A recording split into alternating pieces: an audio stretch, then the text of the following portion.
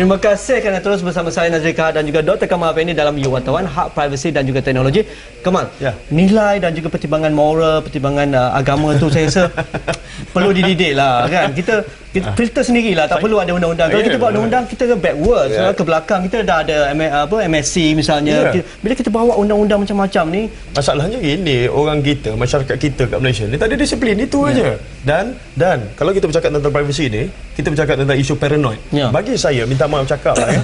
Siapa yang bercakap tu, siapa yang kata takutlah benda ni salah guna, sebenarnya dia sendiri takut. Dia ada rakaman dia dan dia takut rakaman dia keluar. Kalau orang macam saya tak perlu takut lah. Benda-benda macam Nazri dia tak ada apa lah kan. Hari tu Nazri pergi masjid, gambar tu ada orang kopi, tak ada. Pergi masjid. Tapi, tak, cerita dia orang tu yang takut tu. Storytelling dia pergi masjid. Kalau pergi tempat lain, dia kalau benda yang lucah dan berbau seksual, memang itu menarik minat orang ramai. Dan orang yang bercakap tentang privacy ini, privacy itu, sebenarnya dia ada rakaman tu dan dia takut rakaman dia cecil kerana dia tidak mampu menjawab.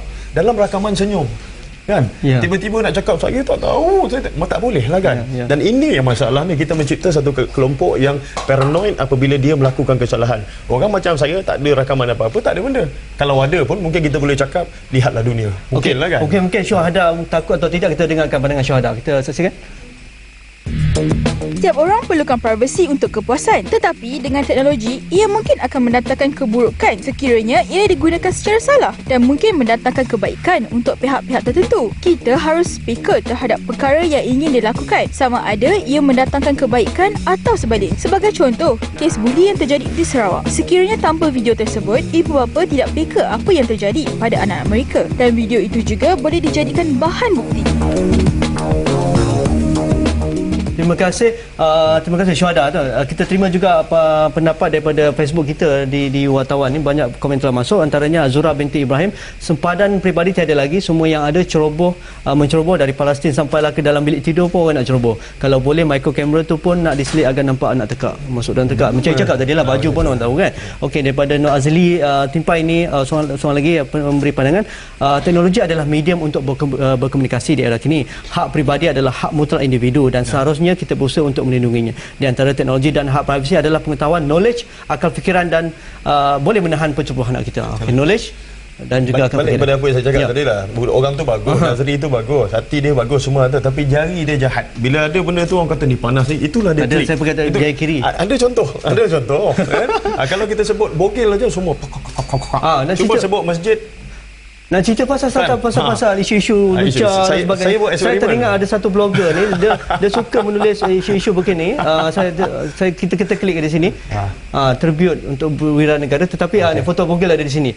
Ni bila saya baca ni pun orang dah, mungkin kalau di belakang saya mungkin ramai dah tengok apa benda ni, kecoh baru-baru ni sebagainya. Akhir sekali ada, kalau nak tengok gambar ni kita klik kat sini. Dia minta izin Okey. Orang tu setuju. Nak tengok tak? Kita klik lah, tengok apa yang ada di situ misalnya. Alamak ni kejap. Dia kata anda tak payah susah-susah cari gambar, kat sini pun ada. Gambar dia apa akan keluar? Gambar apa? Gambar bogel tu. Gambar orang hutan. Gambar hutan, tapi orang hutan ni nama dia bogel. Okey. Tapi ramai orang tengok, cuba tengok bogel lahirkan anak kedua. Cuba tengok blog tu bogel lahirkan anak kedua, tu dia. Bogel dan anaknya. Tapi ini antara curiosity, orang suka nak tengok benda-benda macam ni. Tabiat ni kenapa? Pasal manusia, sebab kita ada 4 perkara yang diberi software kita. Satu, survival, pernafasan, sebab itu kita masih bernafas. Kedua, penghadaman, sebab itu kita hadam dekat ikut saluran, dia tak ada cicir dekat telinga ke. Ketiga, survival. Keempat, seksual. Dan sexuality ni yang kadang-kadang mengganggu kompromi kita dengan nilai masyarakat setempat. Bila kita tengok kiri kanan tak ada orang tengok, tak apa, tapi depan orang, apa ni tengok benda-benda ni, belakang Bluetooth lah babe, kalau ada yang baru ni manusia. Saya tak pakai handphone Bluetooth, saya pakai yang old school. Photostat okay.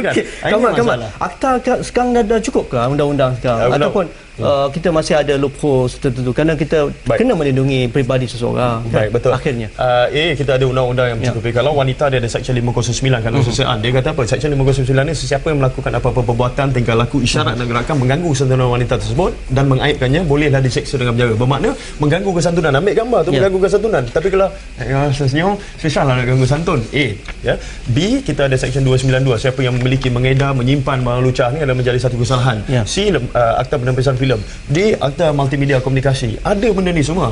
Tetapi yang penting sangat, macam tadi salah seorang yang mengantar tu, email dia kata jangan buatlah.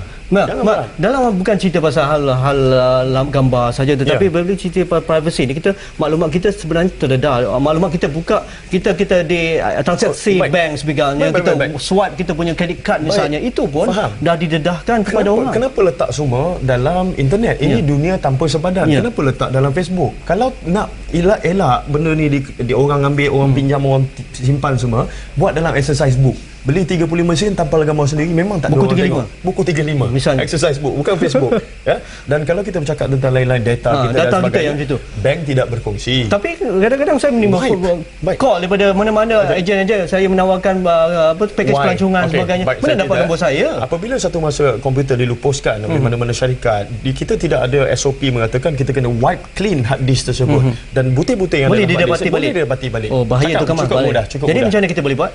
Kalau boleh sensitivity maklumat yang ada, kita pastikan wipe. Okay. Kesedaran tu betul. Kalau paling senang nak wipe, tak payahlah susah pakai software, ambil magnet letak kat hard disk sampai cerita. Okey, itu antara tips Kamal Afendi. Kita tak ada masa Lokman dah habis. Okey, topik besok kita ada berbincangkan pemikiran baru dalam sektor pelancongan, dalam ekonomi tak menentu ini. Bagaimana kita melihat sektor pelancongan boleh menjadi pembangkit ekonomi negara. Boleh hantarkan pandangan anda. Terima kasih Dr. Kamal.